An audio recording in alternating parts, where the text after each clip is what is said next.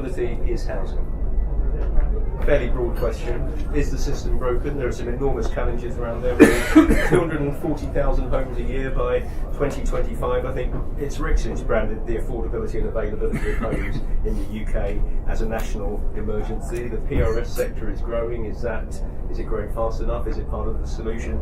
I think what needs to happen is that we need to make the business case for housing alongside the other property solutions that we need in order to support UK PLC. And we continue to incentivise home ownership over any other form of tenure through the tax system in such a way that at the moment there simply isn't a level playing field from the customers. We're mistaken in doing so. I think we are, and I think it may not be terribly palatable, but I think we're going to have to, in the same way that we got used to mortgage tax relief being taken off residential property, we're probably going to have to face the reality of capital gains tax on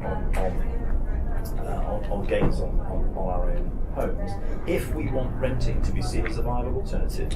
I don't think it's any one person or one sector's responsibility. I think it's everybody's. And I think the mistake is that there's been a shift up, it's the private sector's fault. You're asking too much, you're trying to deliver too much, and therefore.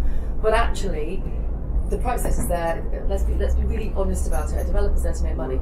So what we need to do is incentivise that developer to actually put some back, to actually allow the affordable sector to actually have a seat at the table. Personally, I agree that housing zones are a useful tool, but I think we could go much further.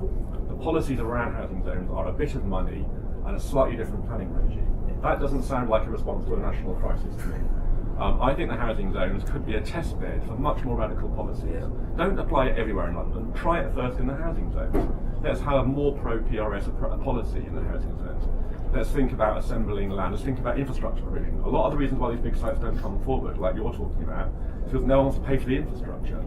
So a lot of this is about creating a landco model, a master developer, effectively what Argent's done and Stuart's done in many ways.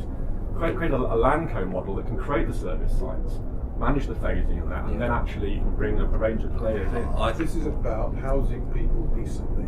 Forget incentives, forget all the other stuff. We just need to reduce small homes.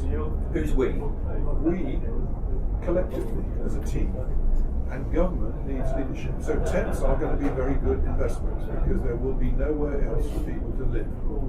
The next thing to look at buying is prefabs. They're going to be good too. It might take long to put up. And if we're going to have the population increase, which is increasing at 100,000 a year in London, we're going to need these. And they're going to be like we won't be able to send them to the Middle East and Far East when there are crises. We'll have to have our own crises at home. We need some clear public-private partnership, clear policies where we don't have a grey area in the middle. And government comes up with policies that work, and then they start to implement those policies and actually start to hand those over in some kind of partnership. The government said, we'll put some money into this, we'll get a policy, we think it's clear, we'll set the framework, and now we'll put some money into it, we'll assemble the land, we'll prep it, and we'll take it from this end of the spectrum and start to bring it somewhere into the middle where actually the market is saying, what am I going to get out of this? I'm going to get service land so I can do what I do best, which is basically put it into production homes and make myself a profit. So I think we really need to understand that actually we need to release large tracts of land. We need to go from government just accumulating policy and asking basically the private sector to implement, to actually say there's a role where you can bring those responsibilities together.